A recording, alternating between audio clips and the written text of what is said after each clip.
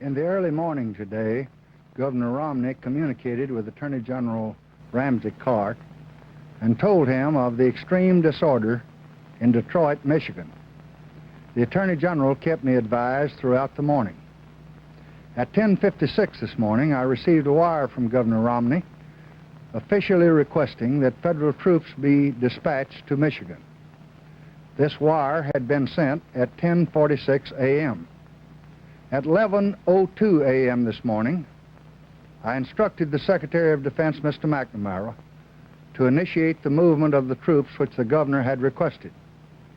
At the same time, I advised the governor by telegram that the troops would be sent to Selfridge Air Base just northeast of Detroit and would be available to support and to assist the some 8,000 Michigan National Guardsmen and the several thousand state and local police under the command of Governor Romney and the mayor of Detroit.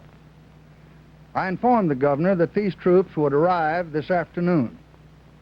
I also informed the governor that immediately Mr. Cyrus Vance, as special assistant to the Secretary of Defense and others, would proceed to Detroit for conferences with the governor and other appropriate officials.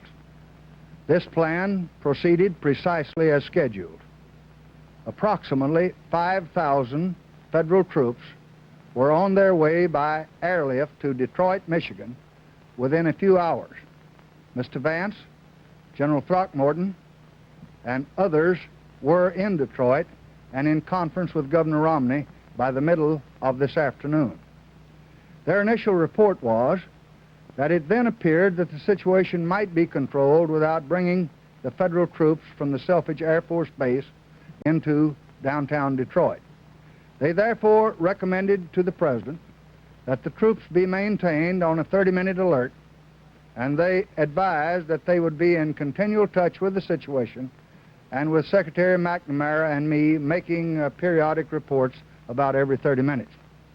At approximately 10:30 this evening, Mr. Vance and General Throckmorton reported to me by telephone that it was the then unanimous opinion of all of the state and federal officials who were in consultation, including Governor Romney, Mr. Vance, General Throckmorton, the mayor, and others, that the situation had developed in such a way in the few intervening hours as to make the use of federal troops to augment the police and Michigan National Guard imperative.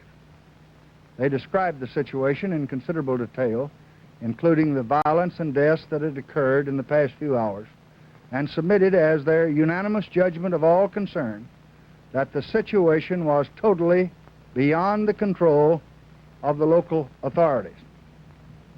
On the basis of this confirmation of the need for federal participation by federal troops, and pursuant to the official request made by the governor of the state of Michigan, in which Mayor Kavanaugh of Detroit joined, I forthwith issued the necessary proclamation and executive order as provided by the Constitution and the statutes.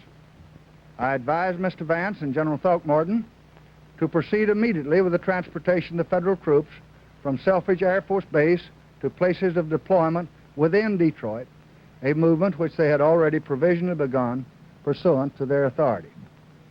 I am sure that the American people will realize that I take this action with the greatest regret, and only because of the clear, the unmistakable, and the undisputed evidence that Governor Romney of Michigan and the local officials in Detroit have been unable to bring the situation under control. Law enforcement is a local matter.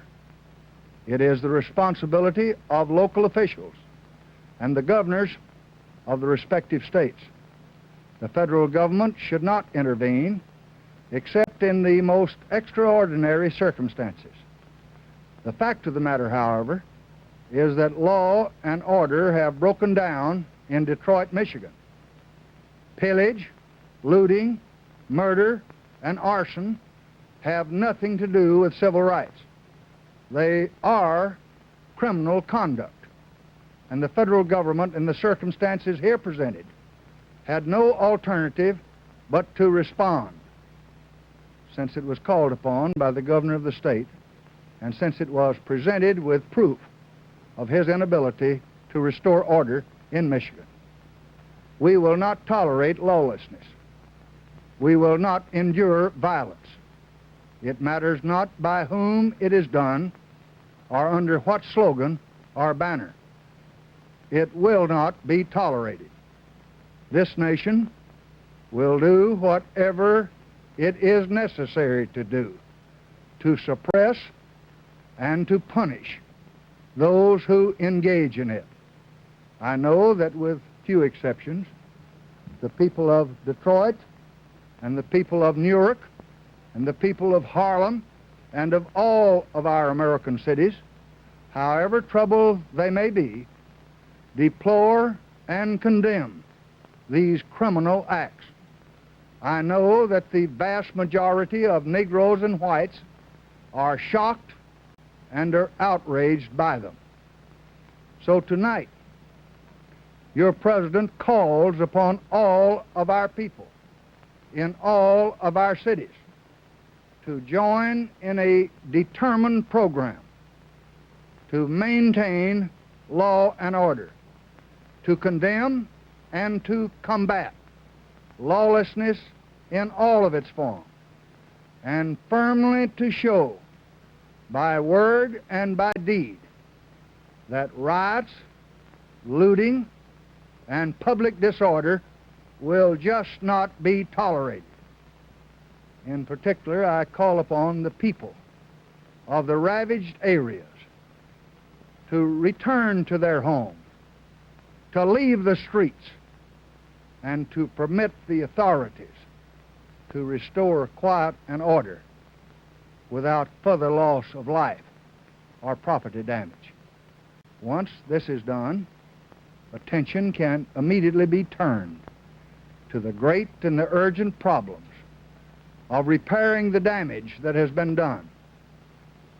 I appeal to every American in this grave hour to respond to this plea.